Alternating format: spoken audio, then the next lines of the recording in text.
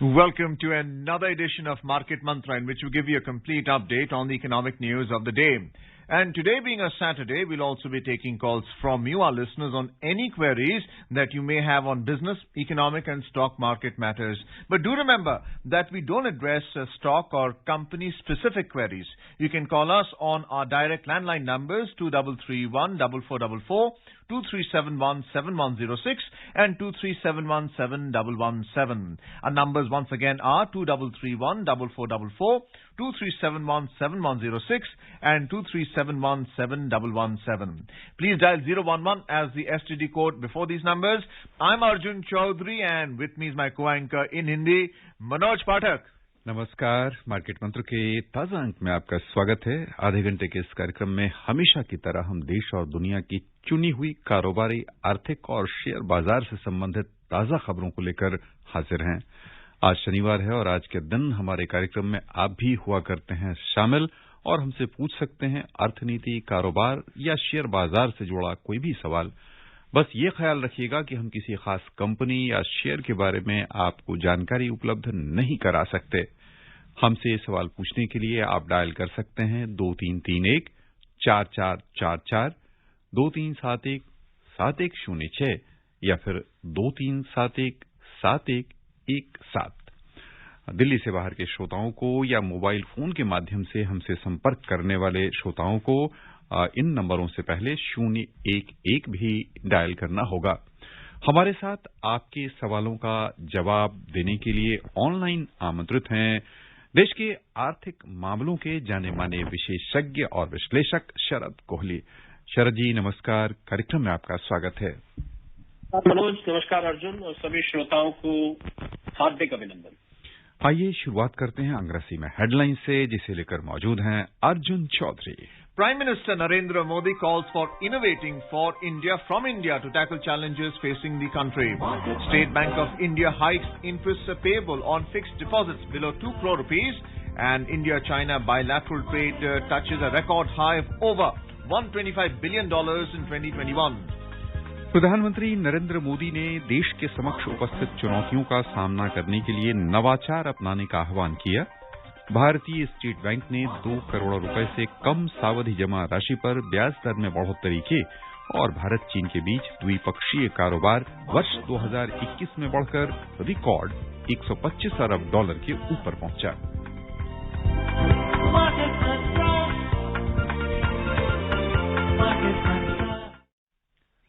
प्रधानमंत्री नरेंद्र मोदी ने देश के समक्ष उपस्थित चुनौतियों का सामना करने के लिए नवाचार अपनाने का आह्वान किया है। प्रधानमंत्री आज वीडियो कॉन्फ्रेंस के माध्यम से स्टार्टअप उद्यमियों के साथ संवाद कर रहे थे। इस अवसर पर उन्होंने कहा कि देश भर में नवाचार, उद्यमिता और स्टार्टअप इकोसिस्टम को सशक्त बनाने के लिए सरकार प्रभावी कदम उठा रही है। उन्होंने कहा कि हमारे स्टार्टअप आर्थिक जगत के खेल के नियमों को बदलने लगे हैं। नए भारत के निर्माण में आने वाले दिनों में ये रीढ़ की भूमिका निभाएंगे। प्रधानमंत्री ने कहा कि वर्ष 2022 देश के स्टार्टअप इकोसिस्टम के लिए नई संभावनाएं लेकर आया है। उन्होंने कहा कि नवाचार का स्वर्णिम युग अब शुरू हो रहा है। उन्होंने कहा कि ये दशक भारत के टेकेड के रूप में जाना जाएगा। श्री मोदी ने कहा कि अब प्रत्येक वर्ष 16 जनवरी को स्टार्टअप दिवस मनाया जाएगा।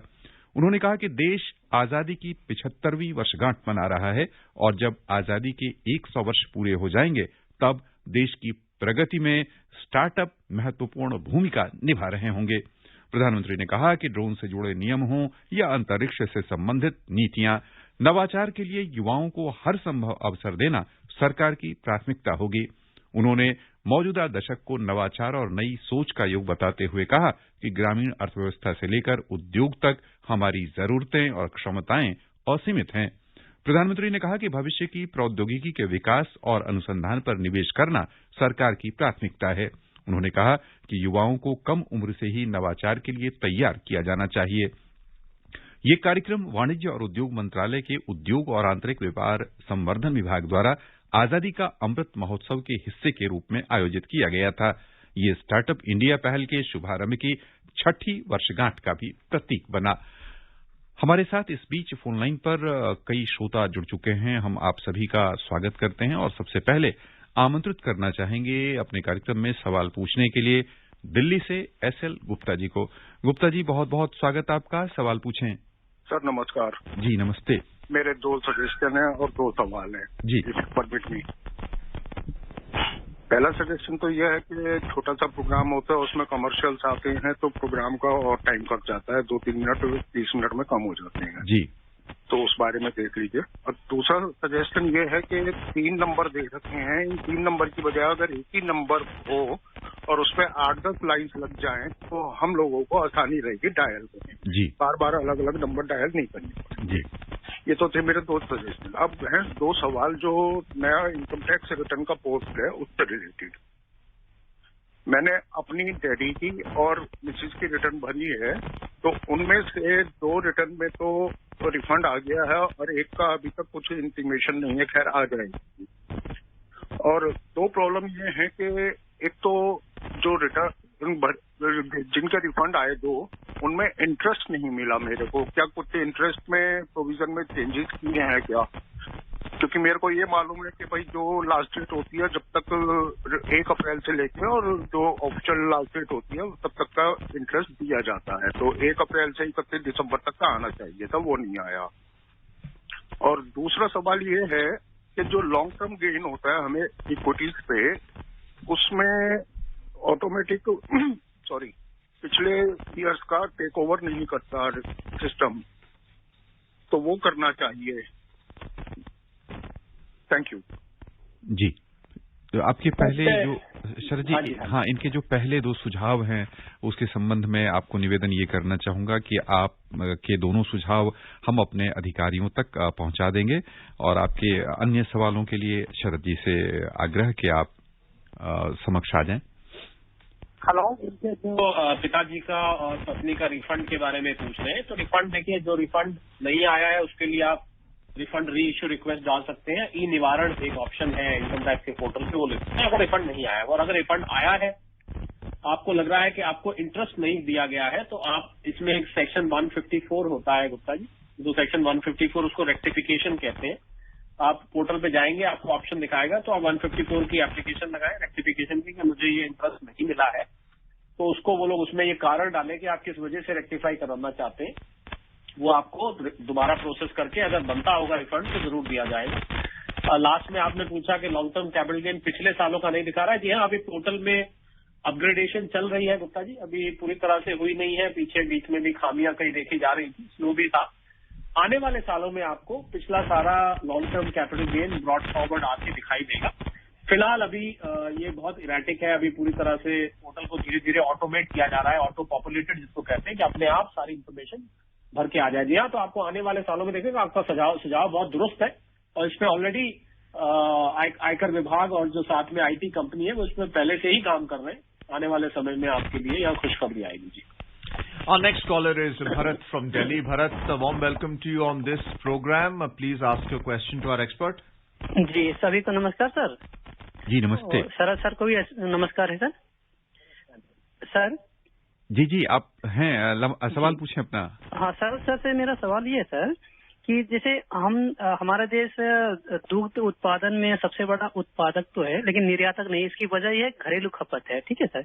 क्या हमें दूसरी हरित क्रांति की श्वेत क्रांति की जरूरत नहीं है सर?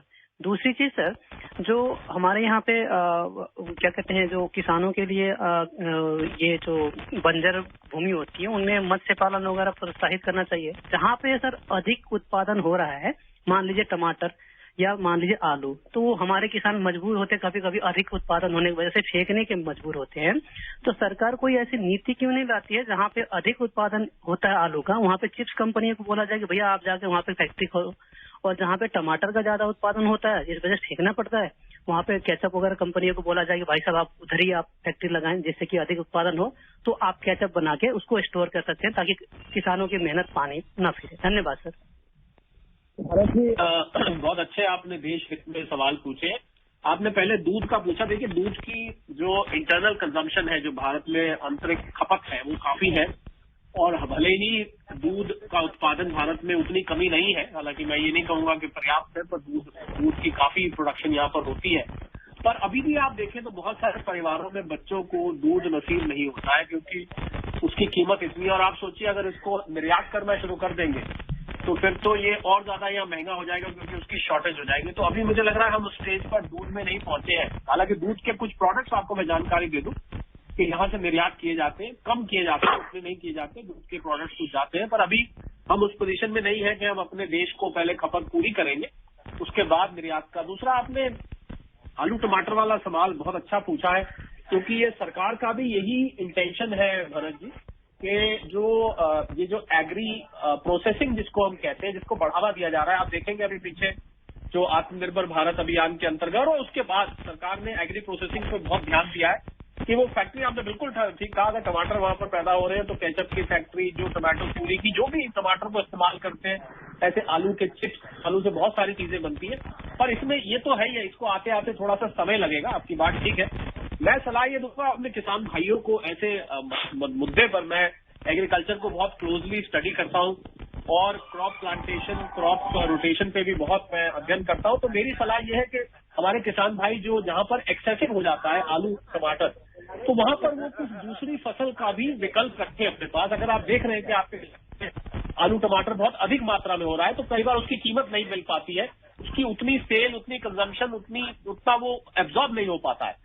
तो इसलिए मेरी सलाह ये है कि हमारे किसान भाई दूसरी फसलों की ओर ध्यान दें। बहुत सारे कमर्शियल क्रॉप्स हैं, और अगर आपकी जो भूमि है वहां पर, जो सॉइल है, वो इस बात की इजाजत देती है कि आप वहां पर दूसरी फसल उगा सकें, तो मैं आपको ये सलाह दूंगा कि जहां पर एक्सेसिव प्रोडक्शन हो रहा है वहां पर दूसरी फसलों का विकल्प दीजिए। बाकी एग्री, आप जल्द देखेंगे आने वाले सालों में भरत जी कि एग्री प्रोसेसिंग यूनिट्स हमारे किसान भाइयों तक, उनके खेतों के इर्द गिर्द आपको लगते देखेंगे, जहां पर सीधा सीधा उनकी फसल की खरीद हो जाएगी और ये फेंकने की नौबत या बहुत सस्ते दामों पर बेचने की नौबत नहीं आएगी। जी Sharad, isn't the collection being done at these cooperatives and mandis for marketing and sale?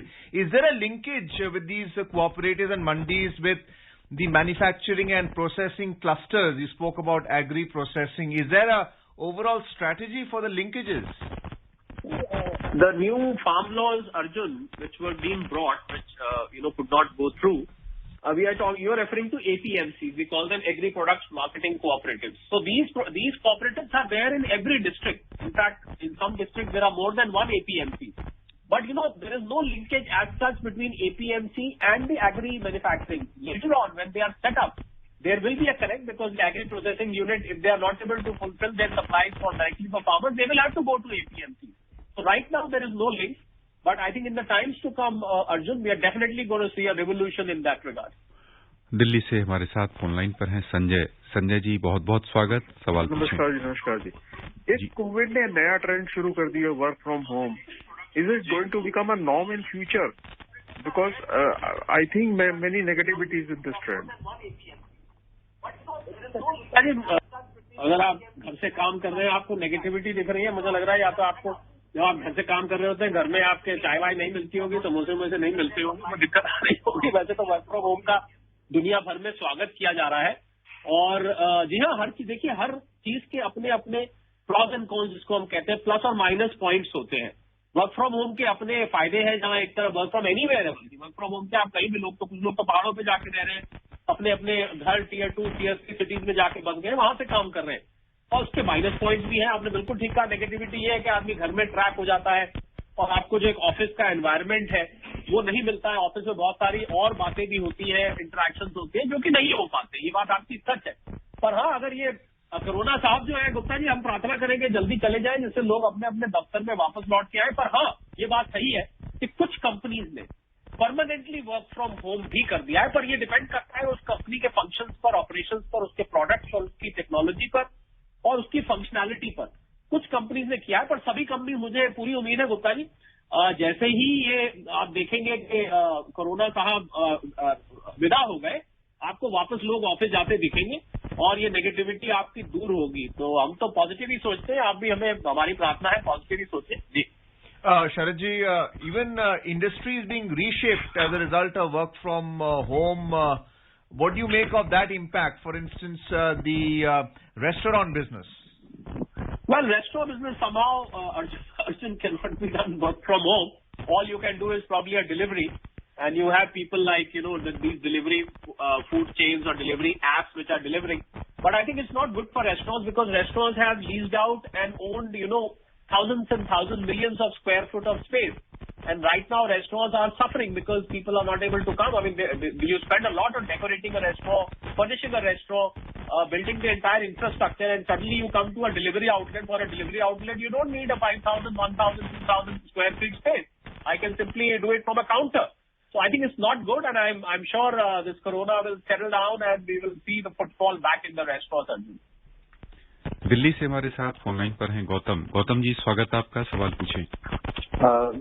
Sharad ji and market mentor team, basically my question is that online हम इन्वेस्ट करते हैं शेयर्स में एंड डिवेंचर्स में and mutual funds में। सो आपसे हर कोई question पूछता है कि यूएस के स्टॉक में कैसे इन्वेस्ट करें। कुछ स्टॉक ऐसे होते हैं जो कि स्टॉक में बोलूंगा, कुछ ऑर्गेनाइजेशन इंस्टीट्यूशंस ऐसी हैं जो कि कोऑपरेटिव सोसाइटीज हैं, जैसे डेयरी प्रोडक्ट्स हैं, वर्ल्ड फेमस है। हेलो जी आवाज आ रही है आपकी?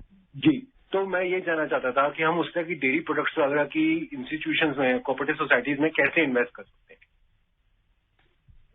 गौतम जी, जो डेयरी या कोऑपरेटिव है, डेयरी प्रोडक्ट्स तो एक कंपनी भी डील कर सकती है, पर कोऑपरेटिव तो स्टॉक एक्सचेंज पे नॉर्मली लिस्टेड नहीं होती है। गौतम जी, स्टॉक कोऑपरेटिव के जो शेयर्स हैं वो पब्लिक नहीं होते क्योंकि उसका जो कैरेक्टर होता है वो एक कोऑपरेटिव सोसाइटी की तरह होता है। भारत में भी कई बड़ी कोऑपरेटिव्स हैं। आप एक दूध बेचने वाली है, आपने सुना होगा, जो बहुत पुरानी और बहुत बड़ी है, पर उसके स्टॉक्स लिस्टेड नहीं है। उसमें तो कोऑपरेटिव सोसाइटी तो वैसे भी जरूरी नहीं कि मुनाफे के लिए हो, तो ये तो आपको ढूंढना पड़ेगा आप उसमें कैसे निवेश कर सकते हैं। तो कोई स्पेसिफिक आप कोऑपरेटिव सोसाइटी का जिक्र करें गौतम जी, तो मैं उस पर आपको रिसर्च करके बता सकता हूं कि कैसे किया जाए। वैसे नॉर्मली अगर डेयरी प्रोडक्ट्स की कंपनी है तो कंपनी तो लिस्टेड होगी स्टॉक एक्सचेंज में, S&P में होगी, डाउ में होगी, या न्यूयॉर्क स्टॉक एक्सचेंज पे होगी, लंदन स्टॉक एक्सचेंज पे होगी, अगर आप ओवरसीज की बात कर रहे हैं। पर कोऑपरेटिव में तो सीधा निवेश इस तरीके से नहीं होता, उसमें आपको मेंबर बनना पड़ता है कोऑपरेटिव का, कुछ कंट्रीब्यूशन देना पड़ता है, और वो सभी की मेंबरशिप ऐसे हर वक्त गौतम जी खुली भी नहीं रहती है। तो आप स्पेसिफिक ढूंढ के बताइएगा तो मैं आपको फिर रिसर्च करके निकाल के दूंगा कि आप इसमें घुस सकते हैं कि नहीं घुस सकते। जी। Also, a cooperative is a non-profit trust, whereas for-profit companies are listed. Yeah, I mean, some cooperatives, Arjun, also run for profit. They distribute their profits amongst the members, whereas most of the cooperatives, you're right, are run on a non-profit basis. Some cooperatives do run on profit also. It is a form of business, actually. It's a form, the way you do business. It's an older form of business. These days, people do not do profit-making businesses in cooperatives. So you're right. हमारे साथ भोपाल से phone line पर हैं शंकर जी, स्वागत है आपका, सवाल पूछिए। सर, मेरा सवाल इलेक्टोरल बॉन्ड्स के ऊपर है।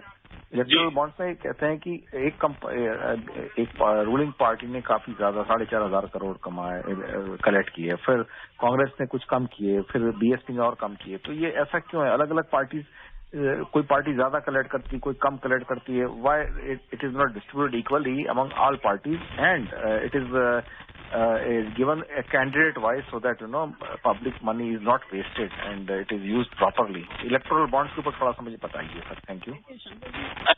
पॉलिटिकल पार्टीज के यहाँ नाम लेके हम इस प्लेटफॉर्म पे बात मैं नहीं करना चाहूंगा, पर आपके बात का एक मैं सैद्धांतिक जवाब जरूर देता हूँ। देखिए, इलेक्टोरल बॉन्ड कंट्रीब्यूट करने का तरीका है। कोई व्यक्ति अगर डोनेट करना चाहता है किसी पॉलिटिकल पार्टी को तो उसके लिए एक माध्यम बनाया गया है कि जिससे कि वो रिकॉर्ड पे रहे, उसकी ट्रेल रहे और वो सब नियमित ढंग से चलता रहे। तो ये तो देखिए, आप किसी संस्था को दान देते हैं, कोई किसी संस्था को नहीं देता है, कोई 10 व्यक्ति मिलकर एक पार्टी को दे रहे हैं, कोई एक एरिया में एक पार्टी का रुझान है, वहां उसको ज्यादा मिल रहा है, किसी एरिया में नहीं मिल रहा। तो ये तो एक व्यक्तिगत शंकर चॉइस है। This is the choice of people who they want to donate. And region-wise, there may be a disparity. In some regions, X political party may get. In other regions, Y political party may get. So I think there is no way this can be regulated to say that everybody should get equal share. Because ये तो आप जब दान करने भी कहीं जाते हैं, तो ये तो आपकी मर्जी। आपको ये कोई नहीं कहता कि जी आप 10 संस्था को बराबर दे दीजिए। आपकी मर्जी है एक आध संस्था को देने की, तो आप उनको दे देते हैं। तो electoral bonds it is just a via media through which you make political donations, you make political contributions. Electoral bond by itself is not a concept. It is just a wire media. It's just an instrument through which you contribute. I hope you understood the concept of electoral bonds, and it is a matter of contribution and a personal choice. Yes. Moving on to our second headline story before we take our next caller, Vikas from Gurugram. The State Bank of India has announced a hike in fixed deposit interest rates. The website of SBI shows that the bank has hiked the interest rate of fixed deposits below 2 crore rupees with a tenure of 1 year to less than 2 years by 10 basis points. These fixed deposits will now earn 5.1% from today onwards. Senior citizens will earn 5.6%. Next caller is Vikas from Gurugram. Vikas, a warm welcome to you on Market Mantra. Please ask your question to our expert. Thank you Arjun. Good evening everyone. जैसे कि हम सब जानते हैं कि साल 2021 में भारत ने काफी कोशिश करी अपनी इकोनॉमी को रिकवर करने के लिए, but we saw persistent supply chain issues, rising commodity prices, even the WPI inflation was at 30-year high, and then the emergence of these new covid variants. तो ये सारी चीजें अभी भी रोड ब्लॉक हैं हमारी इकोनॉमी के लिए. But market seems to ignore this, and it keeps rising. Just the Nifty has reclaimed the 18,200 level and Sensex 61,200. So there's a clear disconnect. So आपका क्या दृष्टिकोण है या outlook है for stock market in 2022, keeping all these, economic roadblocks in mind? Thank you. Well, because first part of your question, rather I would say to comment on first part of your question, you're right. The market does not necessarily follow the trend of the economy. It sometimes ignores the economic data points or parameters. It also ignores the fact that the world economy at this point of time is going through a crisis. But I think a lot of new investors got added to the market that brought in an unprecedented liquidity to the market, and people had to invest somewhere. So they were just ignoring the GDP. They were ignoring the tax collections. They were ignoring all the economic parameters. You are right. There is a disconnect. As far as the outlook, Vikas, is concerned for this year, I think the first 6 months of this year, or first 5 months, you will see high volatility in the market. The market may also go into a corrective mode once again, which we saw. It came down from 18,604. It went down to below 17,000. There was a correction of more than 10%. And now it has bounced back. You're right. It is back to over 18,000 now. But you may again see it going down in the month of March, April, because it will all depend upon the factors, Vikas. Whereas market does not ignore major factors. It ignores chota things, but major factors, because there is a geopolitical issue. For example, there is a tension between Russia and Ukraine. There is a problem between America and China and Taiwan. If you see some military activity elsewhere, market will react. But I do see second half, Vikas, of this particular year, I think market will be again back to the trajectory of going skywards, and I am very bullish in the long term. And that is because that is the character of the market. Let us just ignore the economic parameters for now. Let the market players behave the way they want. As far as me and you are concerned, we should just be worried about whether the market is rising or falling and try and make money out of whichever way the market goes, Vikas, isn't it? Yes. आइए चलें ठाणे से हमारे साथ हैं phone line पर गुरुनाथ जी, स्वागत आपका. सवाल पूछिए. जी सर, नमस्कार. नमस्ते सर. पुलिस आपको भी नमस्कार. सर, मेरा क्वेश्चन है सर, ये ट्रेड डेफिसिट के बारे में सर. सर, क्या हमारे इंपोर्ट ज्यादा होने की वजह से जो बढ़ता जा रहा है ट्रेड डेफिसिट, सर इसका ओवरऑल जो अपने इकोनॉमी पे क्या इसका इम्पैक्ट होता है, और जो फॉरेन रिजर्व होते हैं हमारे, उस पर क्या असर होता है? Thank you sir. Trade deficit बढ़ रहा है, इस समय चिंता की बात नहीं दिखाई देती. उसकी वजह है, 2 वजह है. पहली वजह यह है कि हमारे जो फॉरेन एक्सचेंज रिजर्व्स है वो बहुत स्ट्रांग है, बहुत अच्छे $600 बिलियन से ऊपर के फॉरेन रिजर्व्स है. बहुत हमारी पोजीशन उसमें बहुत मजबूत मैं कहूंगा. और दूसरा ये कि हमारे जो एक्सपोर्ट्स हैं, अगर आप इंपोर्ट को देख रहे हैं, जो कि 2 ही चीज होती है ट्रेड डेफिसिट में, एक्सपोर्ट और इम्पोर्ट. एक्सपोर्ट आप देखिए, अभी पिछले महीने के मैं डेटा आपको दूं, $37 बिलियन का अनप्रेसिडेंटेड नंबर आया है एक्सपोर्ट का 1 महीने में. और अभी हमारे जो मंत्री जी है जो इसको फॉरेन ट्रेड के, उनका मिनिस्टर ऑफ कॉमर्स जो है, उन्होंने ये कहा कि $400 बिलियन हम टच कर सकते हैं. मेरे लिए भारत के लिए अपने आप में एक रिकॉर्ड है. आज तक कभी ऐसा नहीं हुआ. मुझे लग रहा है भारत सरकार ने जो आत्मनिर्भर भारत अभियान लॉन्च किया था, और भारत में जो मैन्युफैक्चरिंग और चाइना +1 पॉलिसी जो दुनिया भर में देखी जा रही है, उसका अब धीरे धीरे लाभ आपको यहाँ आता दिख रहा है. तो अगर मैं उसी बात को कंक्लूड करूं तो ये कहूंगा कि आने वाले समय में आपको हो सकता है ट्रेड डेफिसिट की जगह ट्रेड सरप्लस भी दिखने लगे। आइए गुरुनाथ जी, मैं बहुत आशावान जी। Well, moving on to our third headline story, permitting. The India-China bilateral trade touched a record high of over $125 billion in 2021, crossing the $100 billion mark in a year when the relations hit a new low due to the prolonged military standoff in eastern Ladakh, according to official data released on Friday.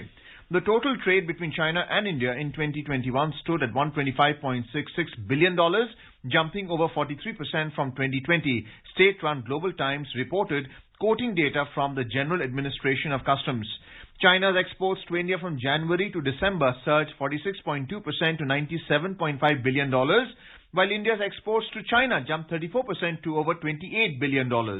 The trade deficit for India grew to over $69 billion in 2021. आइए चले मुंबई से हमारे साथ phone line पर हैं हसमुख। स्वागत है आपका, सवाल पूछिए। जी आप जी, गुड इवनिंग सर। स्वागत आपका, जुड़ चुके हैं आप, सवाल पूछें। Kohli ji, good evening, market मंत्रा जी। सर, कोई आपका रिकमेंडेशन बजट के लिए एफएम को, खास करके जो कंडीशन अभी मार्केट में दिख रही है, तो उसमें कुछ आपकी तरफ से कुछ कोई रिकमेंडेशन आप हमारी जो एफएम है जी हाँ, बिल्कुल, उनको कुछ कर सकते हैं क्या? Thank you. मैं अर्थशास्त्री हूँ, एक्सपर्ट हूँ, स्टॉक मार्केट एक्सपर्ट भी हूँ, तो ऐसा तो हो ही नहीं सकता कि हमारे मन में कुछ ऐसी आकांक्षाएं ना हो, एस्पिरेशन ना हो। यहाँ हम तो आप सभी, और मेरे ख्याल माननीय वित्त मंत्री महोदया भी ये चाहेंगी कि बजट जो है वो बहुत ग्रोथ ओरिएंटेड हो। तो मैं तो ये कहूंगा कि अगर टैक्स कट्स कुछ मिले, मुझे लग रहा है उससे जो इकोनॉमी थोड़ी सी ये नए कोरोना वेरिएंट की वजह से और नई कोरोना वेव की वजह से थोड़ी से हम पिछड़ रहे हैं, उसमें से निकलेंगे। और सबसे बड़ी बात, बजट ऐसा हो जो कि कैपिटल इन्वेस्टमेंट को बढ़ावा दे, जिससे निजी निवेश जो एक इंजन है इकोनॉमी, उसमें बढ़ावा मिले। उससे मुझे लग रहा है रफ्तार मिलेगी, रोजगार बढ़ेंगे। और ये सब चीजें कोई ऐसा कोई आउट ऑफ द बॉक्स मैंने बात नहीं करी है हसमुख जी। ये सब बातें जो वित्त मंत्रालय के कॉरिडोर्स हैं वहां पर ये सब बातें चलती रहती है, और हमें उम्मीद है ऐसा ही आप देखने को मिलेगा। आप देखिएगा, मुझे लग रहा है कि ऐसी सिचुएशन में और कोई बजट पेश करना मुझे लग रहा है कठिन भी हो जाएगा। जी, दिल्ली से हमारे साथ आरएस दहिया साहब हैं। दहिया साहब, स्वागत आपका, जल्दी सवाल पूछें, समय कम। सर नमस्कार जी। सर, मैंने जो है ऑनलाइन इनकम टैक्स पे किया था, एडवांस टैक्स, उसमें असेसमेंट ईयर गलत लिख दिया। How to get it rectified? Assessment year गलत लिख दिया तो इसमें तो कि आप इसको अपनी रिटर्न, अगर आपने फाइल नहीं करी है, रिटर्न फाइल कर चुके हैं, तो आप रिटर्न को रिवाइज कर दीजिए, वो करेक्शन आप डालिए उसमें। और अगर आपने रिटर्न अभी तक नहीं फाइल करी है, तो मैं सलाह दूंगा आप अपने बैंक से संपर्क करें, और जो पोर्टल है इनकम टैक्स का, वहां जाके आप इसका समस्या ई निवारण में आप एक क्वेश्चन डालिए कि मैंने इतना जमा किया था, जो जिसको ग्रीवियंस सेल कहते हैं। उसमें पोर्टल में एक ऑप्शन आता है ई निवारण का, उसमें आप डालिए और उसमें आपका ये करेक्शन होके कुछ दिनों में आ जाएगा। और फाइल कर दिया है तो आप इसको रेक्टिफिकेशन के लिए रिवाइज कर सकते हैं। जी, हमारे साथ कई श्रोता फोनलाइन पर अभी भी आने का प्रयास कर रहे हैं। गौतम जी दिल्ली से आए थे, लेकिन आज आपको हम अब सम्मिलित नहीं कर सकेंगे, समय का अभाव है। श्रोताओं की ओर से शरद जी, आपका बहुत बहुत धन्यवाद। And before we close, a reminder of the headlines. Prime Minister Narendra Modi calls for innovating for India from India to tackle challenges facing the country. State Bank of India hikes interest payable on fixed deposits below 2 crore rupees, and India-China bilateral trade touches a record high of over $125 billion in 2021. And that's it in this edition of Market Mantra for now. Goodbye. Market Mantra.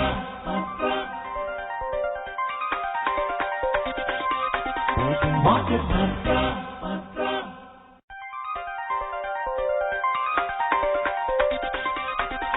Market Mantra. Market Mantra. Market Mantra. Market Mantra. Market Mantra.